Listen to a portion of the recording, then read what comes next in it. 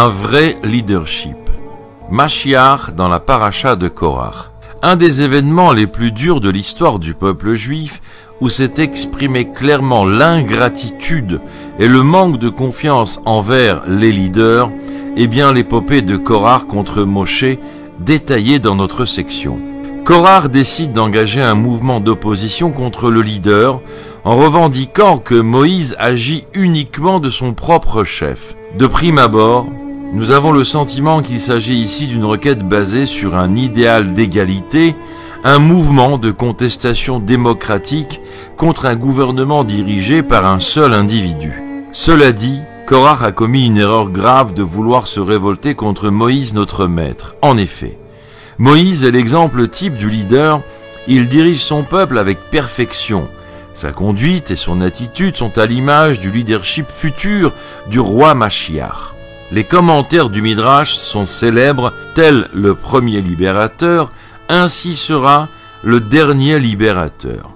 L'affirmation du Midrash n'implique pas que Moïse soit le Messie, puisqu'il est lui-même de la tribu de Lévi, alors que le roi Mashiach est de la maison de David et de la tribu de Yehuda.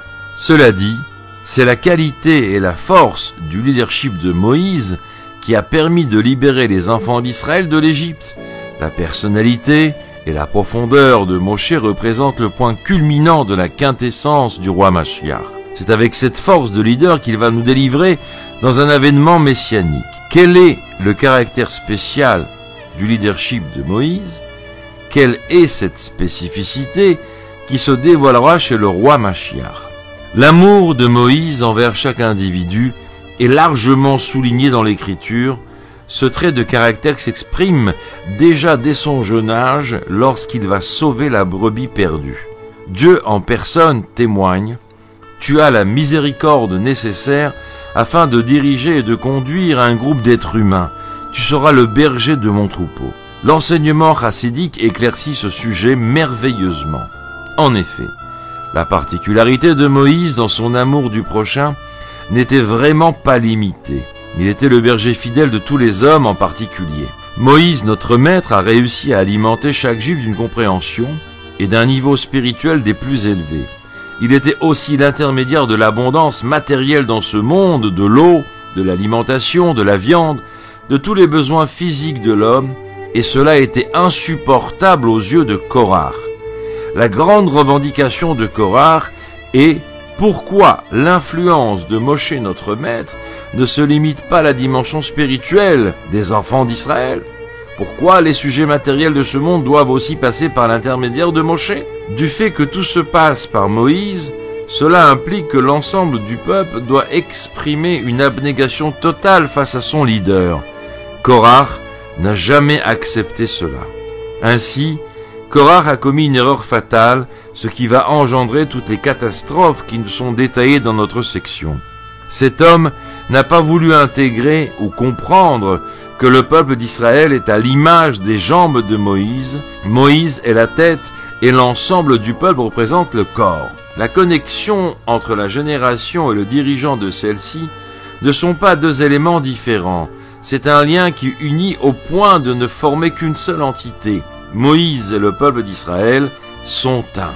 La conséquence de cette relation spéciale entre Moshe et chaque juif engendre une dépendance et une abnégation envers le leader. Au même titre que dans le corps humain, la tête inclut toute la vitalité qui est distribuée aux différents membres, ainsi la tête du peuple d'Israël, Moïse notre maître, influe la vitalité divine qui permet de s'attacher à Dieu et ainsi recevoir non seulement la vitalité spirituelle, mais aussi matérielle. Durant l'histoire et jusqu'à aujourd'hui, ont existé des gouvernements qui privilègent l'ensemble par rapport à l'individu et d'autres gouvernements qui privilègent l'individu sur le compte de l'ensemble. C'est la particularité de la conduite de Moshe ainsi que du roi Mashiach, la faculté de jumeler dans l'harmonie totale l'importance de l'intérêt de l'ensemble tout en étant à l'écoute de l'individu, peu importe sa condition. Ainsi, le roi Messie ne se contente pas d'une délivrance générale, son œuvre inclut aussi une délivrance individuelle et particulière de chacun.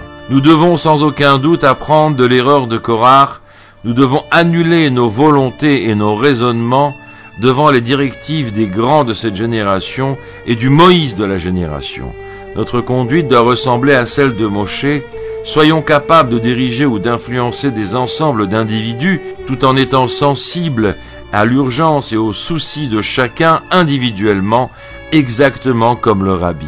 Shabbat Shalom.